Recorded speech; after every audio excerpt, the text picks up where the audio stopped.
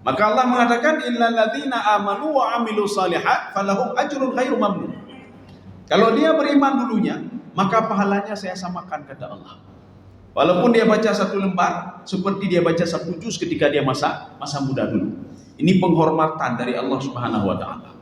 اللهم انصر الإسلام والمسلمين اللهم انصر الإسلام والمسلمين اللهم انصرهم إخواننا المسلمين المستضعفين في فلسطين اللهم انصرهم إخواننا المجاهدين في فلسطين.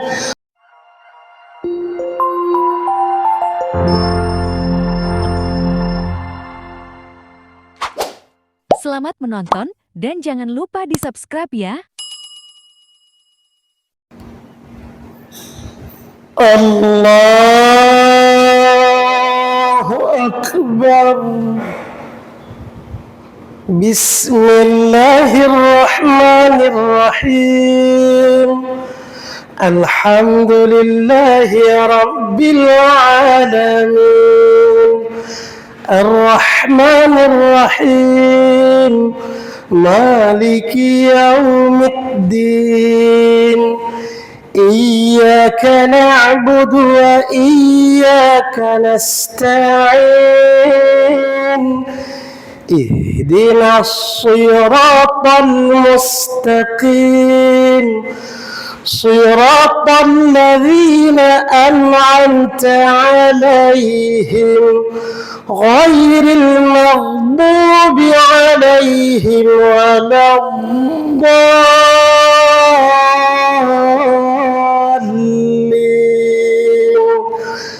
Amin. Bismillahirrahmanirrahim. سبح اسم ربك الأعلى الذي خلق فسوى والذي قدر فهدى والذي أخرج المرعى فجعله غثاء أحوى سنقرئك فلا تنسى إلا ما شاء الله إنه يعلم الجهر وما يخفى ونيسرك لليسرى فذكر إن نفعت الذكرى سيذكر من يخشى ويتجنبها الأشقى الذي يصلى النار الكبرى ثم لا يموت فيها ولا يحيا قد أفلح من تزكى وذكر اسم ربه فصلى بل تؤثرون الحياة الدنيا والآخرة خير وأبقى إن هذا لفي الصحف الأولى صحف إبراهيم وموسى عليهم الصلاة والسلام. الله أكبر.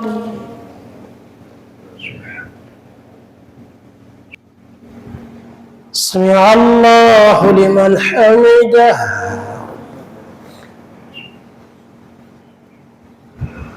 اللهم اهدنا فيمن هديت وعافنا فيمن عافيت وتولنا فيما توليت وبارك لنا فيما أعطيت وقنا واصرف عنا برحمتك شر ما قضيت وإنه لا يذل من واليت ولا يعز من واليت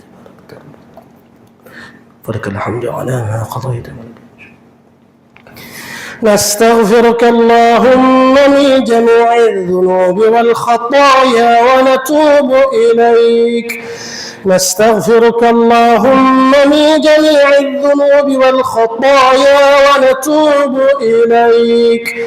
اللهم يا دافع البلاء ادفع عنا الغلاء والوباء والبلاء والطاعون والزنا والربا والفحشاء والمنكر والسيوف المختلفة والشدائد والمحن ما ظهر منها وما بطن من بلدنا هذا آشه خاصة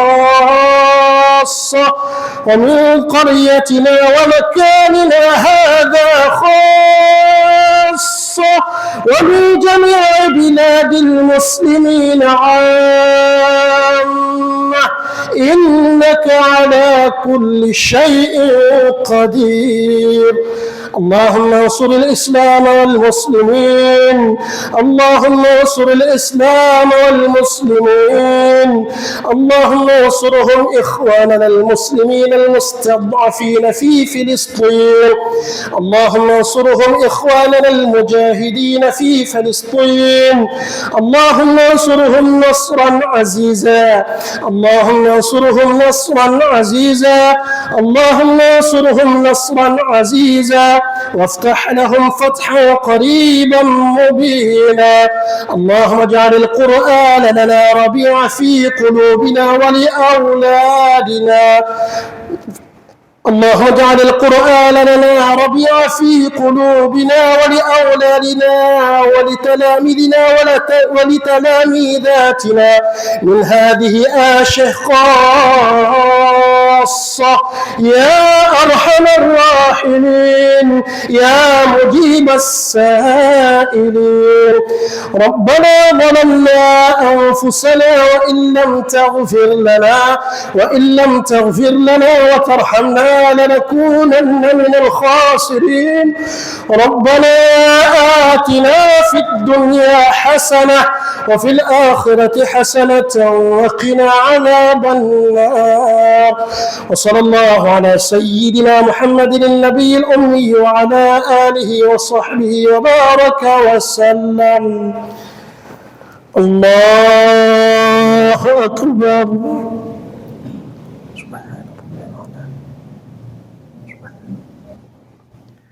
الله أكبر. التحيات المباركات. السلام عليكم ورحمة الله. السلام عليكم ورحمة الله. رضيت بالله ربا وبالإسلام دينا وبمحمد نبيا ورسولا. رب اشرح لي صدري ويسر لي أمري واحلل عقدة من لساني يفقه قولي.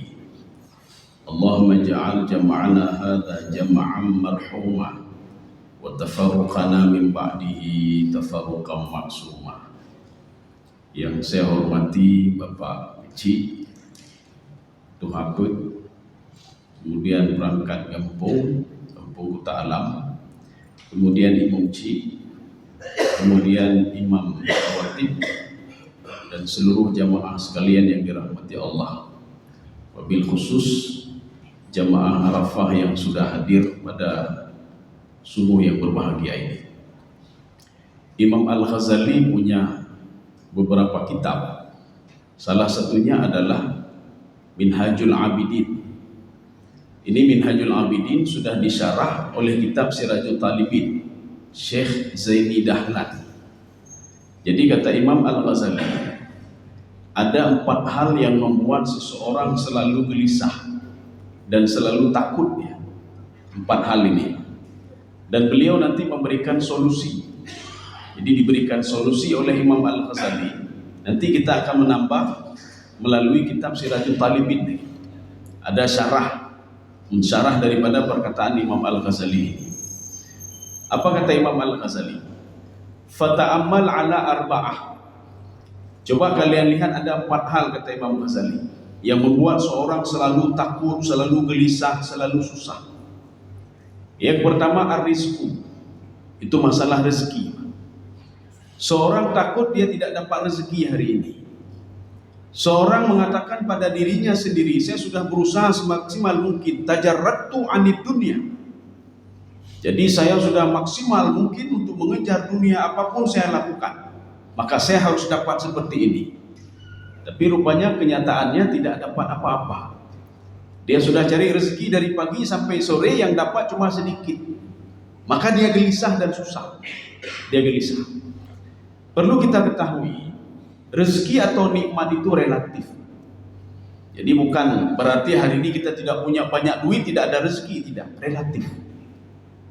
Coba tanya sama orang yang tidak punya duit, rezeki itu apa? Dia akan menjawab, rezeki itu punya banyak duit, banyak harta. Coba tanya sama orang yang tidak ada jabatan apa-apa, sudah pensiun, apa rezeki sama bapak? Saya punya jabatan hebat. Ya. Coba tanya sama orang yang punya duit, punya jabatan, coba tanya sama mereka, rezeki itu apa? Dia akan menjawab, asal saya bisa tidur tenang malam ini, itu rezeki bagi saya, nikmat bagi saya. Asal saya bisa berkumpul dengan anak saya, keluarga saya, itu nikmat dan rezeki yang luar biasa. Coba tanya sama orang yang sakit, rezeki itu apa-apa? Dia akan menjawab, asal saya sembuh dari sakit saya, itu rezeki dan nikmat yang luar biasa. Maka Imam Al-Ghazali memberikan solusi. Bagaimana ketika kita susah masalah rezeki? Kita sudah bekerja maksimal tapi tidak dapat juga. Ada orang tidak bekerja kok banyak dia dapat. Sehingga kita berdoa kepada Allah, tidak adil itu ya Allah. Saya bekerja semaksimal mungkin kok dapatnya sedikit. Si fulan tidak bekerja kok dapatnya banyak. Yang beda ya pertama, jangan kita samakan. Ini mungkin kita sudah memberikan beberapa analogi tentang ini. Kita tidak bisa menyamakan diri kita dengan Imam Asy-Syafi'i. Imam Asy-Syafi'i yang duduk saja di rumahnya rezeki datang sendiri. Yang dapat sama Allah lagi Imam Syafi'i dah duduk mati yang rezeki. Duduk saja di rumah. Kita kalau ingin menyamakan diri seperti seorang pimpinan proyek, dia duduk di atas mejanya di ruang ber-AC dengan satu pulpen, ada stempel mungkin. Dia teken saja, setelah teken masuk ke rekening dia. Kering tuh lah rekening. Cuma duduk-duduk saja. Teken-teken duduk-duduk sudah masuk ke rekening. Kita ingin ikuti juga, ini saya harus beli meja satu, beli pulpen satu, stempel 10 stempel. Saya sewa ruangan ber-AC, kemudian suruh masuk orang lain, kita teken. Seribeun dan teken 6 meter pun dia. Gak ada dapat apa-apa, beda dengan si fulan. Si fulan itu kenapa dia diberikan teken saja dapat duit? Dia sudah susah dari dulu. Dia dulunya susah, dia bekerja dulunya. Setelah itu diberikan penghormatan oleh pimpinannya. Kamu sekarang gak usah kerja lagi, kamu duduk saja. Kamu teken-teken saja. Nanti duit masuk sendiri. Kita susah, belum apa-apa, belum ingin menyamakan diri seperti mereka. Maka inilah yang tafsiran surah di dalam Al-Quran. Illal ladzina amanu wa amilus salihat falahum ajrun ghairu mamnun.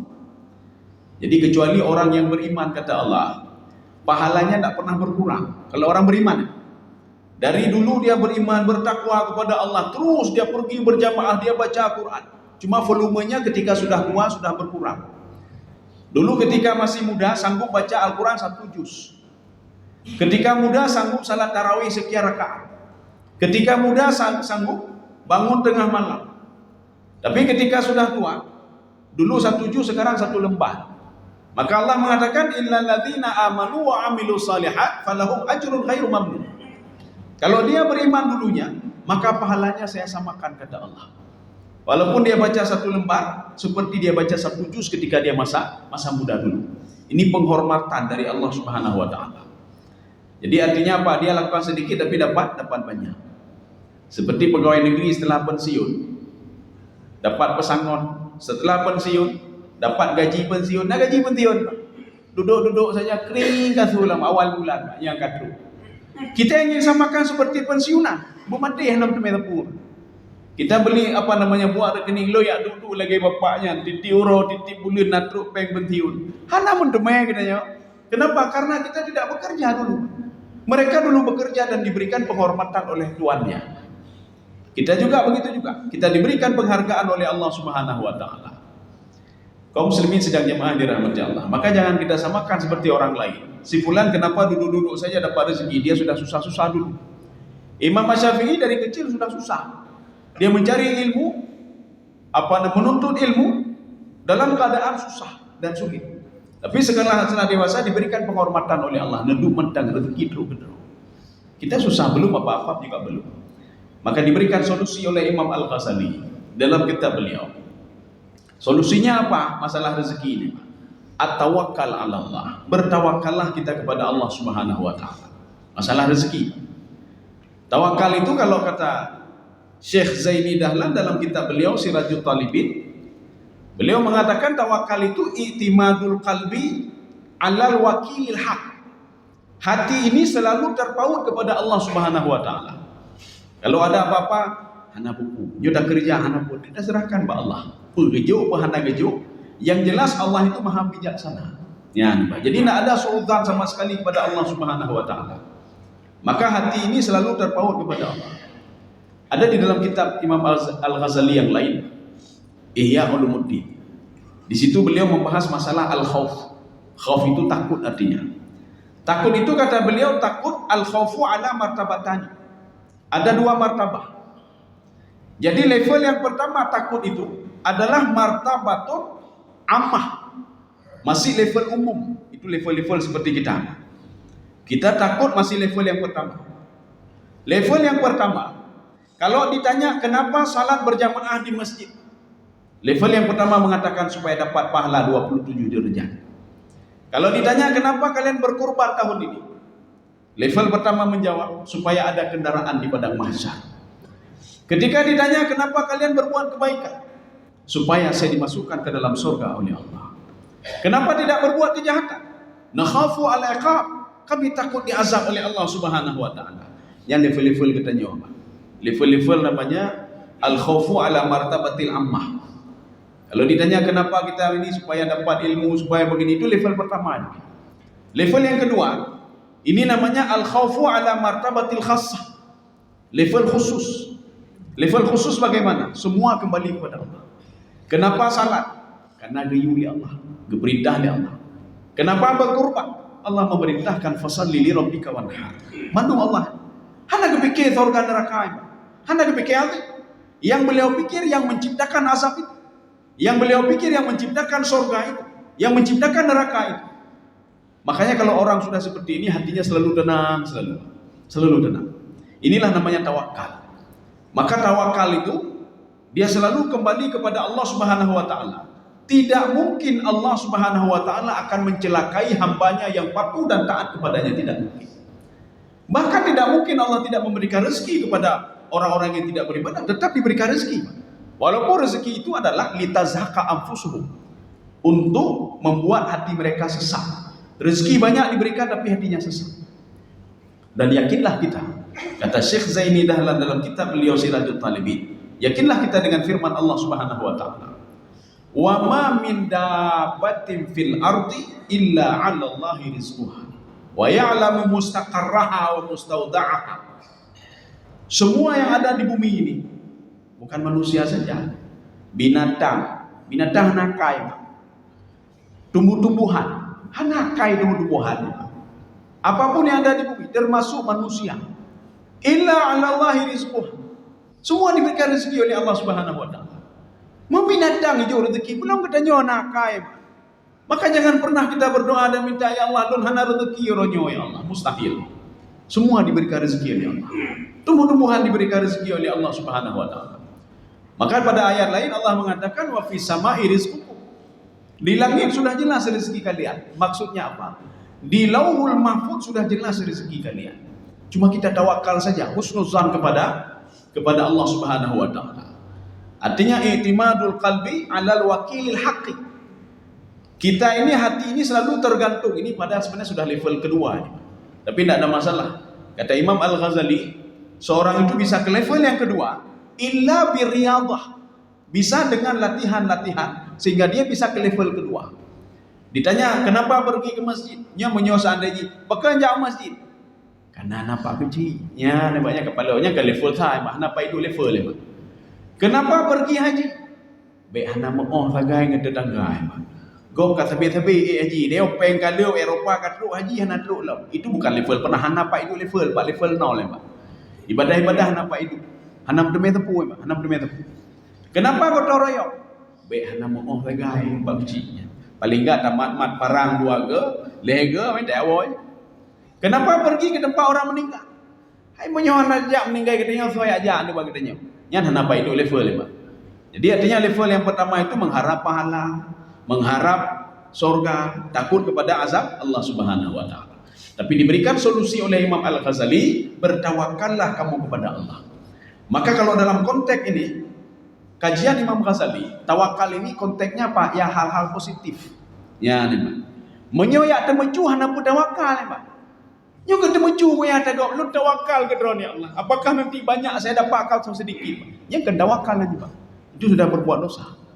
Maka dalam konteks ini itu merujuk kepada hal-hal yang ijabiyah, hal-hal positif. Kita bekerja mencari rezeki untuk anak, istri dan untuk kita sendiri. Kita harus bertawakal pada Allah. Saya sudah bekerja, saya tawakal ya Allah. Apakah engkau berikan rezeki saya sedikit, rezeki saya sedang atau rezeki banyak? Tapi jangan lupa untuk mengatakan alhamdulillah. Tidak dapat pun alhamdulillah. Mungkin Allah punya cara lain untuk saya dapatkan rezeki itu. Dapat sedikit, alhamdulillah. Kagak nikmat ya Allah. Karena nikmat itu bukan duit saja, Pak, bukan itu saja. Bisa saja kesehatan itu nikmat juga. Ada orang banyak harta tapi tidak sehat, kan rugi saja. Apa harta banyak tapi tidak sehat? Ada orang banyak harta tapi apa? Tidak bisa tidur, kan rugi saja dia banyak harta tidak bisa tidur. Tidur saja tidak bisa apa-apa. Untuk apa banyak harta tapi ribut dengan istrinya, ribut dengan anak-anaknya? Untuk apa? Ya. Maka nikmat itu kita melihat dari segala sudut, jangan satu sudut saja. Sudah, ini yang ditakuti oleh manusia. Yang pertama masalah arizku. Yang kedua al-akhtaru min kulli syai'in. Ketakutan yang dari segala hal. Takut anaknya keluar nanti ketabrak. Takut dia berusaha nanti rugi. Takut dia, nak kamu jangan pergi ke sana nak. Kamu jangan begini nak, kamu jangan begini nak. Saya nak boleh ke sana nanti begini, ketakutan Pak. Saya diteror, saya diintimidasi, ketakutan seperti itu. Kata Imam Al-Ghazali, ada solusinya kata beliau. At-tafwid. Tafwid itu apa? Menyerahkan ketakutan. At-tafwidu salimal al-amru min akhtari ilallah kata beliau. Jadi hal-hal yang menakutkan kita itu kembalikan kepada Allah Subhanahu wa taala. Inilah bedanya antara tawakal. Tawakal tadi menjurus kepada hal yang positif. Kita bekerja, mendidik anak, kita tawakal kepada Allah. Lun didik anak supaya je ke anak yang saleh, lun tawakal ya Allah. Tidak langsung anak itu jadi anak saleh, tidak. Nah orang melapor ke lun kalau didik anak lun sekian tahun tapi anak saleh-saleh kau anak lun. Nan mentang saleh, tapi anak saleh anak lun. Yang anak pupu Pak dan didik laju. Nabi Zakaria punya anak umur setelah 13 tahun dari beliau berdoa. Kita baru berdoa sehari 2 hari. Anak kabul lego ya Allah. Berarti orang Pak. Nabi Zakaria 13 tahun baru dikabulkan doanya oleh Allah Subhanahu wa taala. Jadi artinya apa? Kita serahkan kepada Allah. Kemudian yang kedua, ada kesusahan itu serahkan kepada Allah. Nyulun kasusah ya Allah, lun diintimidasi ya Allah. Saya serahkan semuanya kepada Engkau ya Allah. Ini makna tafwid. Walaupun sebagian penafsir nanti mengatakan tawakal dengan tafwid itu sama. Tapi dalam konteks kajian Imam Al-Ghazali ini, beliau mengatakan tawakal itu hal yang positif. Tafwid itu hal-hal yang negatif. Kita diintimidasi oleh Allah, oleh orang lain. Bertawakallah, tafwidlah kepada Allah Subhanahu wa taala. Insyaallah jiwa kita akan tenang. Tenang saja kita. Kenapa? Setiap tingkah laku manusia, setiap apapun yang dilakukan oleh iblis dan syaitan terhadap manusia, semua dalam kontrolan Allah Subhanahu wa taala. Syaitan tidak bisa macam-macam sama kita. Iblis tidak bisa macam-macam dengan kita. Jin tidak bisa macam-macam dengan kita. Apalagi manusia, kecuali dengan izin Allah Subhanahu wa taala. Maka kalau orang sudah ada tafwid dalam hati dia, itu yang ada Pak, ketenangan jiwa selalu Pak. Tenang jiwa tapi Pak. Anak pupu yang pegah Pak lu. Ya intimidasi lu. Tidak bisa dia lakukan kecuali dengan izin Allah Subhanahu wa taala. Ya. 2. Yang ketiga al-masaib wasyada'id. Jadi ketika ditimpa musibah, tidak ada orang yang tidak susah kalau ditimpa musibah. Tapi itu tak halnya. Kamu timbahnya karugo. Baru rugo, kagak ada kendaraan, kagak ada ikai pecat di perusahaan. Ane lon ka di DO, kabino. Ini musibah. Makanya membuat manusia gelisah. Ini bagaimana ini? Setiap hari saya susah. Maka diberikan solusi oleh Imam Al-Ghazali. As-sabr. Bersabarlah kamu. Sabar itu apa? Dijelaskan oleh Syekh Zaini Dahlan dalam kitab beliau Silatul Talibin, disyarah tadi. I'timadu ala sunnah, ala al-Quran, ala al-kitab wa sunnah. Kalian yakinlah kepada kitab Al-Quran yang kalian baca setiap hari. Yakinlah kepada kitab hadis yang diungkapkan oleh Rasulullah sallallahu alaihi wasallam. Apakah itu qaulan au fi'lan, ataukah tingkah laku Rasulullah sallallahu alaihi wasallam. Jadi dalam Al-Quran, artinya dalam Al-Quran diungkapkan Allah setiap musibah yang menimpa manusia itu cuma sedikit sekali, itu hanya ujian kata Allah. Nabtalihi, kami menguji mereka. Menguji itu kata Imam As-Sa'di imma bi khairin au ma bi syarrin. Apakah dengan kebaikan atau dengan kejahatan. Jadi makanya kalau seorang itu bersabar, hana bukti. Gujo oleh Allah, ini bukti Allah cinta ke lu. Ya, maka sesuai dengan hadis Rasulullah sallallahu alaihi wasallam.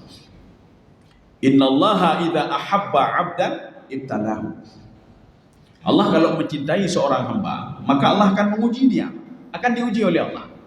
Maka kalau hari ini ada ujian, tengok ujian, nyampe bengeh-bengeh ada apa? Beda mengadu Allah, berapa hendak sayang le kalau. Baru akan ngujau, ronya ngujau, tengok ngujau, tapi ngujau. Makanya dalam hadis Rasulullah sallallahu alaihi wasallam, Rasulullah mengatakan, "Innallaha idza ahabba 'abdan." Allah kalau mencintai seorang hamba, maka hamba itu akan diuji terus. Makin banyak diuji, makin cinta Allah kepada dia. Bahkan kita harus bertanya kalau tidak pernah diuji. Orangnya baru saat dah gujau, orangnya hana gujau, tengok hana gujau. Nyata tanya oleh Allah. Allah pun minta cinta ke lu. Bahkan hantar gujau oleh lu ni Allah. Jadi makanya ujian itu adalah bukti cinta Allah kepada seorang hamba. Nabi Muhammad apa kurangnya? Apa Allah nak sayang ke Nabi Muhammad? Abu Bakar As-Siddiq, apakah Allah tidak sayang kepada Abu Bakar As-Siddiq? Nabi Muhammad ketika keluar dari rumah saja ada orang sudah merancang bagaimana cara membunuh Muhammad. Nyan bandi tepi dari rumah. Belum keluar dari rumah begitu juga. Bagaimana cara supaya bisa mencelakai Muhammad? Nyo yang nala mulai Abu Jahal, Abu Lahab dan istrinya Ummu Jamil. Ummu Jamil sudah mempersiapkan sesuatu sebelum Nabi Muhammad bangun tidur, apa yang akan dilakukannya. Kaum muslimin sedang jemaah yang dirahmati Allah. Artinya Nabi Muhammad bersabar, saya menjelaskan semuanya, yakin betul kepada Al-Quran, yakin betul kepada Allah Subhanahu wa Ta'ala. Dan Nabi Muhammad terus diuji. Maka ujian itu kita maknai dengan apa? Bukti cinta Allah kepada kita. Ketika kita hari ini rugi, oh Allah cinta ke lun, nya Allah keyajuk peringatan ke lun, nyo lalai sampai ngahata temayang tan teputan ya. Nyo lalai sampai ke jabatan. Nya gara-gara lalai ke jabatan temayang kelak ya, Pak. Jadi makanya gujo oleh Allah hai beringat dalam kelun. Ujian itu artinya supaya kita teringat lagi kepada Allah Subhanahu wa Ta'ala. Ini yang ketiga. Yang keempat, yang membuat manusia itu susah selalu, gundah selalu, al-qadha. Qadha itu apa? Ketetapan Allah Subhanahu wa Ta'ala.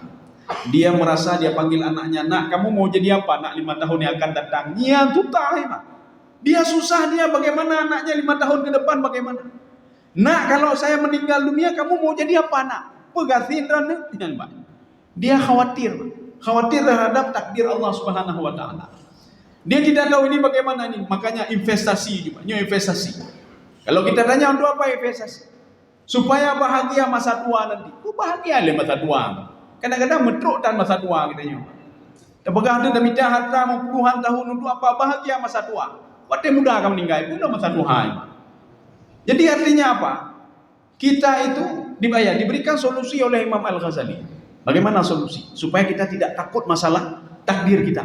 Kita tidak takut masalah takdir. Kita tidak takut masalah masa depan kita. Mau jadi apa kita ini? Kadang-kadang kita hebat nanti nak hebat lagi kan kita ketakut. Nyo 5 tahun akan datang.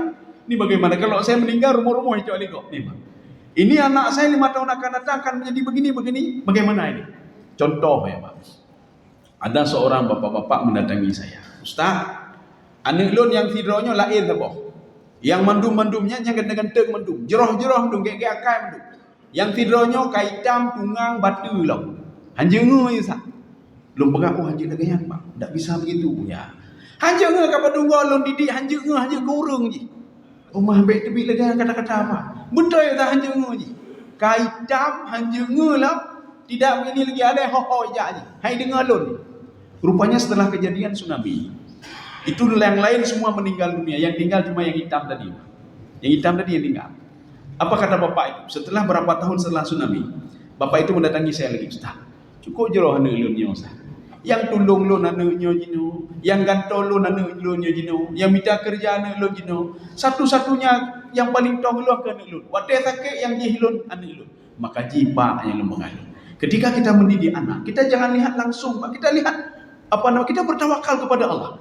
Kita menyerahkan semua kepada Allah. Saya serahkan apapun terjadi sama anak ini. Saya sudah berusaha ya Allah, ya Pak. Apapun takdir engkau ke depan bagaimana ya Allah, nanti akan diberikan solusi oleh Imam Ghazali. Bagaimana kondisi kita, Pak? Apa yang kita lakukan? Ketika kita tidak tahu takdir kita besok, takdir kita puluhan tahun yang akan datang. Maka lu pegang bapak kan, Pak. Bapak kan tidak tahu. Kalau anak ini akan hidup bersama bapak kan tidak tahu. Dan bapak tidak tahu kalau anak-anak yang saleh tadi tidak akan hidup dengan bapak dan meninggalkan bapak. Sehingga yang jeroh-jeroh yang tolong-tolong adalah anaknya. Sama seperti Nabi Zakaria tadi. Berdoa kepada Allah supaya dapat anak, tapi dapat anak setelah 13 tahun. Nanti kalau kita berdoa kepada Allah minta anak setelah setahun, alah lu berdoa ni. Lu berdoa pi hanam tu mi. Si fulan hanai berdoa tu mi. Maka itu kita sudah ini suudzon kepada Allah Subhanahu wa taala. Maka diberikan solusi oleh Imam Al-Ghazali. Bagaimana solusinya? Solusinya kata beliau, ar-ridha'u inda nuzuli qada. Kita hendaklah ridha terhadap keputusan Allah Subhanahu wa taala. Ridha itu apa? Dalam kajian tasawuf, ridha itu dimaknai dengan menikmatinya. Kita nikmati saja hidup ini, Pak. Maka seorang akan senang selalu, Pak. Orangnya sakit, nikmat sakit, alhamdulillah. Allah kagijuk peringatan kelu. Gijuk sehat, alhamdulillah. Besok tidak sesuai dengan apa yang kita rencanakan, alhamdulillah. Kita ridha. Tetapi masalahnya, untuk mencapai tingkatan ridha ini, itu sudah di atas level sabar. Kalau yang ketiga kan sabar tadi, kita harus bersabar. Iridha, kalau kita merujuk ke dalam syarah Al-Hikam, Iqadul Himam fi syarah Al-Hikam. Kita merujuk ke dalam kitab Ihya Ulumuddin, Imam Al-Ghazali. Beliau mengatakan, level ridha itu akan kita peroleh dengan sabar. Ridhanya ridha paling waduh. Ridha itu menikmati. Seorang yang sabar dalam beribadah belum tentu dia menikmati ibadah itu. Dia sabar, belum sabar juga. Apakah lu harap pahala dari Allah? Menyohana dia semayah nam kami tepun. Ketika kita korban, lu sabar mentambah pepeng leh juga gini. Lu sabar. Apakah nenggu lu sabar lu harap pahala Allah? Lu sabar lu didian lu bekan dia sabar. Sabar itu belum tentu menikmati. Sabar itu menahan diri saja. Tuma'ninatul qulub. Jadi ketenangan jiwa anak belum sabar. Tetapi di level ridha itu sudah di atas sabar. Sabar, ridha. Kalau dulu anak kita pergi ke masjid karena bersabar, Allah kaki lalu sabar mentang lah, lu sabar terhadap giyu liurunci kaki lu sabar. Tengok lu sabar. Karena sudah biasa sabar. Level paling tinggi level ridha. Ridha itu menikmati. Maka kalau sudah level ridha, kita salat subuh tadi nikmat. Kalau sudah level ridha, katanya ikut ligo, nikmat ikut ligo. Baik ikut gede anak buku. Ridha yang banyak. Ridha dia. Kenapa dia ridha? Karena dia yakin dengan hadis Rasulullah sallallahu alaihi wasallam. Seorang yang riba orang lain siap-siap saja dengan pahalanya nanti di padang mahsyar. Orang yang menzalimi orang lain siap-siap saja diambil kebaikannya diberikan kepada orang yang dia zalimi. Maka kalau ada orang dia dizalimi dia hana buku, ridha memang nikmat, Pak. Maka hidup itu nikmat sama dia. Enggak punya duit pun nikmat. Duit sedikit pun nikmat juga, keberkahan. Duit banyak lebih-lebih lagi, nikmat. Diberikan sehat, nikmat bagi dia. Hana mengeluh, muka kamu kerum. Makanya pada suatu hari, ini ada dalam kitab A'malul Qulub yang dikarang oleh Dr. Yasir Burhami. Pada suatu hari, kaum Hawariyun mendatangi Nabi Isa alaihissalam. Apa kata kaum Hawariyun? Ya Ruh Allah, ma huwa ridha. Ya Ruh, mereka memanggil Nabi Isa Ruh Allah. Ya Ruh Allah, wahai Nabi Isa, ridha itu apa? Apa kata Nabi Isa alaihissalam? Ridha itu kamu selalu tersenyum apakah dalam keadaan lapang, dan selalu tersenyum apakah dalam keadaan susah. Jadi selalu tersenyum. Katanya hana tepu, katanya tutah hana tepu. Tetapi lawanya katanya kalau umat kengkep, berarti nafi na proyek, ada tepu juga, menyemukakan tenang, umanyo nafi. Tapi waktu ada kalau muka mekera peci kata hand ijakro pi kahana bertoilet. Nyo nama salah.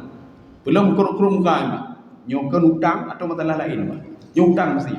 Ye jak padanya pasti lagi utang. Pekan dari muka mana ke lain, Pak. Ya, dari muka ke lain. Berarti orang ini tidak rida, Pak. Tidak menikmati hidup nih, Pak. Tidak menikmati hidup. Maka Imam Ghazali mengatakan masalah takdir itu, nikmatilah itu takdir.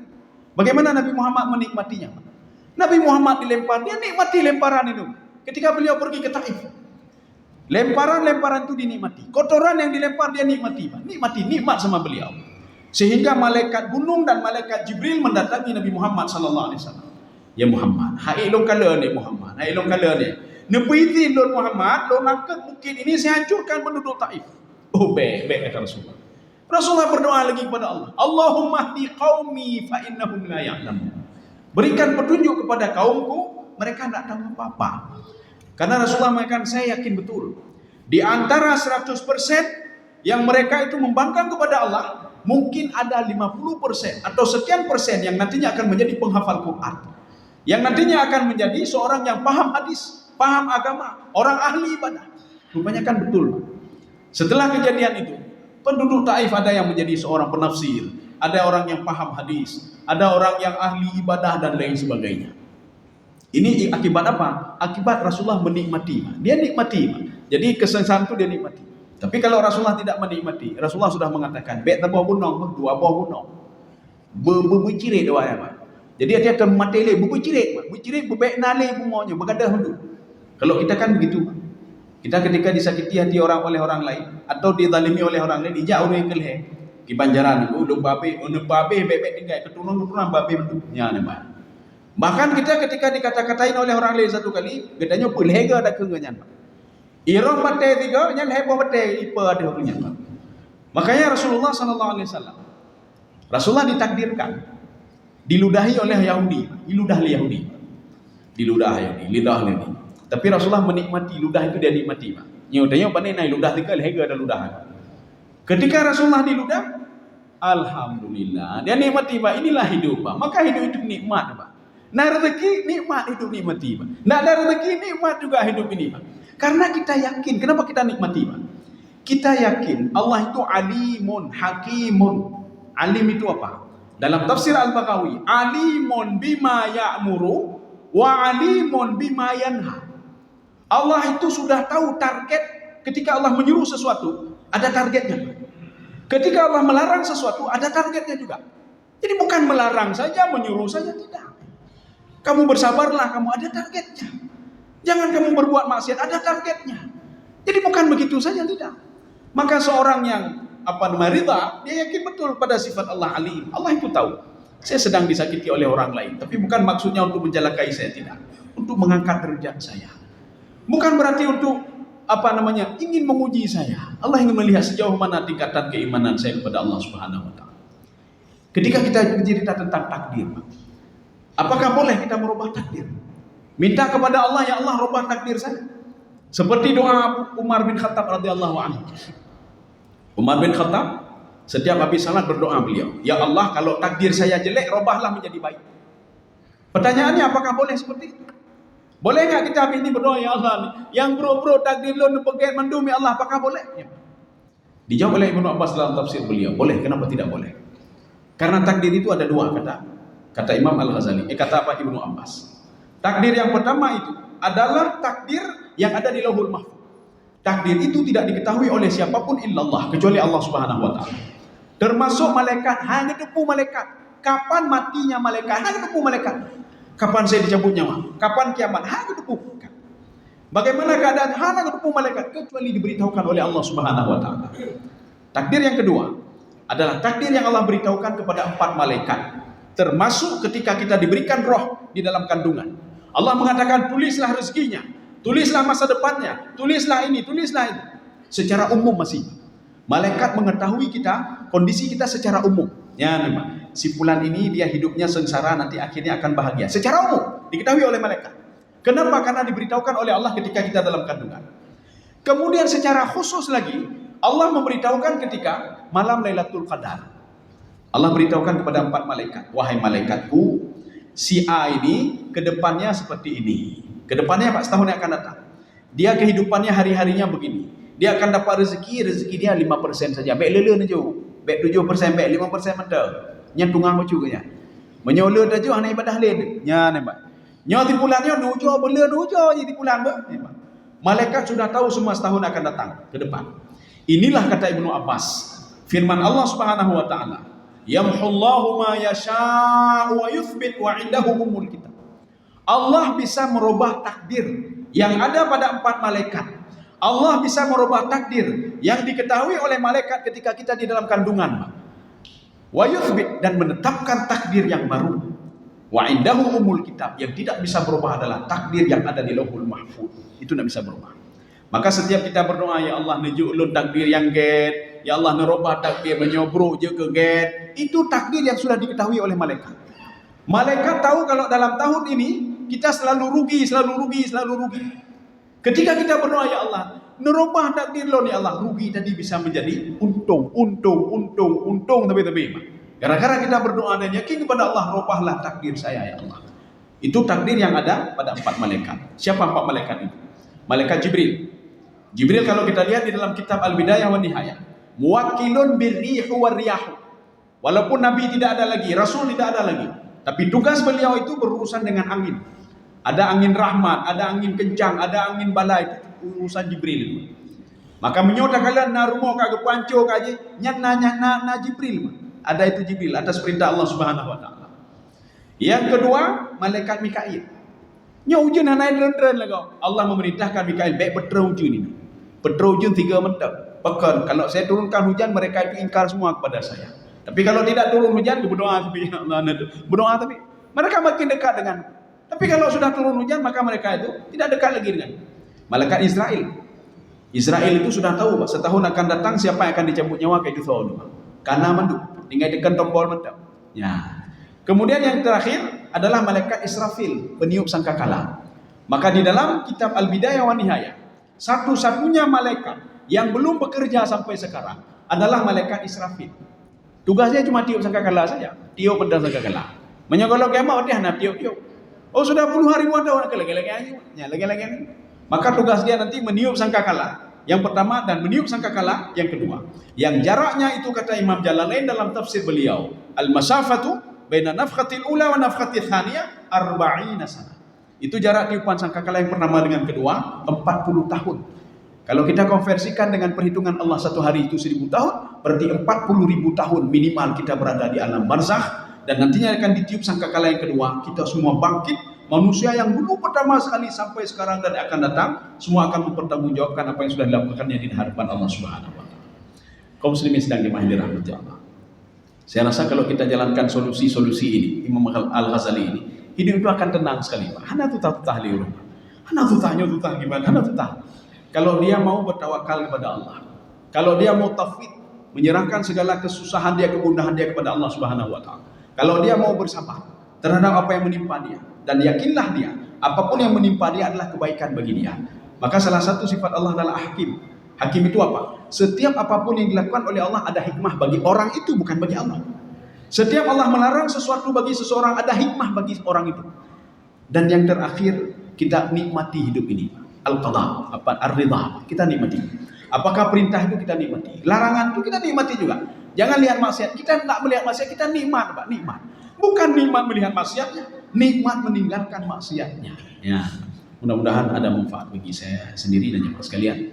Subhanakallah bihamdika, asyhadu an la ilaha illa anta, astaghfiruka wa atubu ilaik. Assalamualaikum warahmatullahi wabarakatuh.